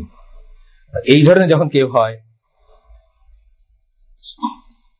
আমি হেজিটেট করি, মানে এইরকম আর কিছুতে হেজিটেট করি না। তার জানটা কবজ করার সময় বা তার জানটা নেওয়ার অর্ডার করার সময় বা নেওয়ার সময় যেটুকু আমি করি, কারণ কি সেই মতো মরতে চায় না, সে মরতে চায় না, এবং আমি তাকে ডিসঅ্যাপয়েন্ট করি যে সেটা আমি পছন্দ করি না। I hate, for he hates and I hate to disappoint him, আমি তাকে নিরাশ করতে পছন্দ করি না। অর্থাৎ তার মৃত্যুটা আল্লাহর কাছে কষ্টের, বা আল্লাহ হেজিটেট করেন, বা আল্লাহ লজ্জাবোধ করেন, বা আল্লাহ করেন, মানে না চাওয়া একটা কাজ করেন আর কি, তার মৃত্যুর কাজটা। The Kharijite scholars can read all of these clear proofs from the Quran and Sunnah. আমরা সব পড়ি নাই, কিন্তু তারপরে বলতেছেন খারিজিদের যারা স্কলার আছেন তারা এই সব কিছু পড়তে পারেন, পড়ে থাকতে পারে, can read, and still say that suicide bombing is permissible if one has nothing else to fight with. The Prophet Muhammad sallallahu alaihi wasallam did not make this exception in this hadith. আল্লাহ রাসূল সাল্লাল্লাহু আলাইহি ওয়াসাল্লাম এখানে কোনো exception করেন নাই, যে হাদিসগুলো আমরা পড়লাম ইল্লা বা এক্সেপ্ট বলে কোনো কথা বলেন নাই। কয়েকটা পড়ছি আমরা, সব পড়ি নাই, অনেক আরো আছে।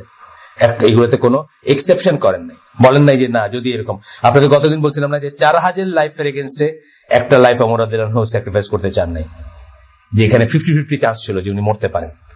4000 লাইফের শত্রু বাহিনীকে করতে পারতেন, কবজা করতে পারতেন।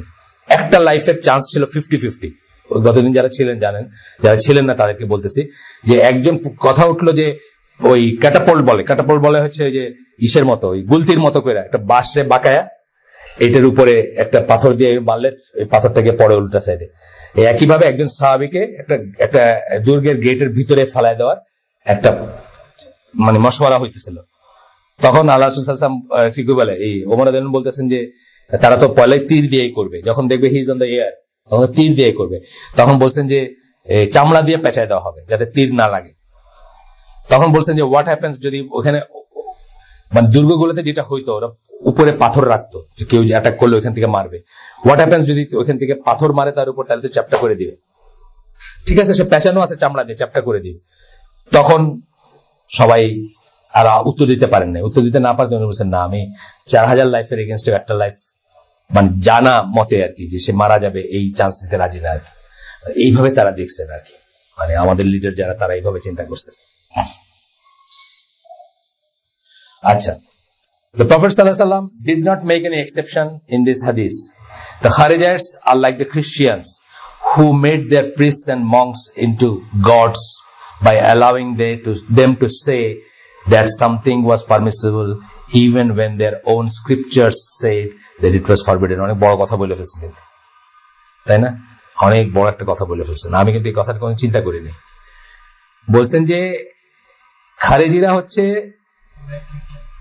খ্রিস্টানদের মতো, যারা সেই সূরা তওবার 31 নম্বর আয়াতে যেখানে আল্লাহ বলছেন যে তারা তাদের রাব্বি এবং বিশপকে আল্লাহ রব বানায় নিছে। যখন আদি বিন হাতিম রাসূল সাল্লাল্লাহু আলাইহি ওয়াসাল্লামের কাছে জানতে চাইছিলেন যে আমরা তো আসলে তাদের পূজা করি না, তাহলে আল্লাহ এই কথা কেন বললেন? তখন রাসূল সাল্লাল্লাহু আলাইহি ওয়াসাল্লাম বললেন যে তারা যদি কোনো হারাম জিনিসকে হালাল বানায় দেয় তোমরা মাইনে নাও না? তখন তিনি বলছেন যে হ্যাঁ মাইনে নেই। এক্স্যাক্টলি সেই জিনিস এখন হচ্ছে, সব হারাম হালাল হয়ে যাচ্ছে। দেখেন আপনি ওয়ারফেয়ারের এই চেঞ্জ হয়ে গেছে, আপনার মানে নর্মসই চেঞ্জ হয়ে গেছে। Even when their own ethical, it is one of the signs of the end of time that people, scholars included, will declare permissible things that Allah has forbidden. কিয়ামতের আলামতের ভেতর একটা হচ্ছে যে মানুষজন, এমনকি কিছু কিছু স্কলার এমন জিনিস পারমিসিবল বলবেন যেটা আল্লাহ করছেন, ফরবিডেন করছেন, মানে আল্লাহ নিষেধ করছেন। আজকে আপনি দেখেন, আপনি কি শুনতে চান আমাকে শুধু বলেন। আমি আপনাকে বলি প্রায় যে কোন জিনিসটা জায়েজ শুনতে চান আমাকে জিজ্ঞেস করেন, বলেন, আমি দেখাই দিব একটা লোক, এর কাছে যাবে, গেলে বলবে জায়েজ আর কি। আনন্দের ভিতরে, বড় আনন্দের ভিতরে বলবে। আপনি কি টেলিভিশনের নাটকটা জায়েজ শুনতে চান? আপনি কি ক্রিকেট খেলা দেখে জায়েজ শুনতে চান? আপনি কি ধরেন ক্রিকেট খেলা জায়েজ শুনতে চান? সুদে মানে আপনার পার্টনার সুদের ব্যবসা করে আর আপনি করেন না, দুজনে মিলে ব্যবসা করা জায়েজ, মানে আমি বলছি অনওয়ার্ড আর কি। যত নেটিগ্রিটি ফতোয়া চান আপনি, শুধু মানুষটা যদি চিনেন ওয়েট টু গো, কেউ না কেউ এটাকে জায়েজ বলবে, আপনি পাবেন খুঁজে। আপনি কি টিচার নাকি সেট আছেন? দেখি নাই মাঝখানে? ও আচ্ছা, আপনি রেগুলার এখন কোন বড়দের না ছোটদের? আচ্ছা, তোমার ছেলে আসছে। আচ্ছা, আমরা শেষ করে দিই আজকে, আমাদের সময় শেষ। আসলে আমরা এখান থেকে নিয়ে অনওয়ার্ড ইনশাআল্লাহ আগামী দিন থেকে করব। সুবহানাকা আল্লাহুম্মা ওয়া বিহামদিকা আশহাদু আল্লা ইলাহা ইল্লা আনতা আস্তাগফিরুকা ওয়া আতুবু ইলাইক। অনেক সময় হয়ে গেছে, আমি খেয়াল করিনি আসলে। ওটা যদি ঠিক হয় তাহলে প্রায় 11:48। হ্যাঁ, এখন চলে আসবে না? শামীম আছে না? আচ্ছা, আসসালামু আলাইকুম। হ্যাঁ।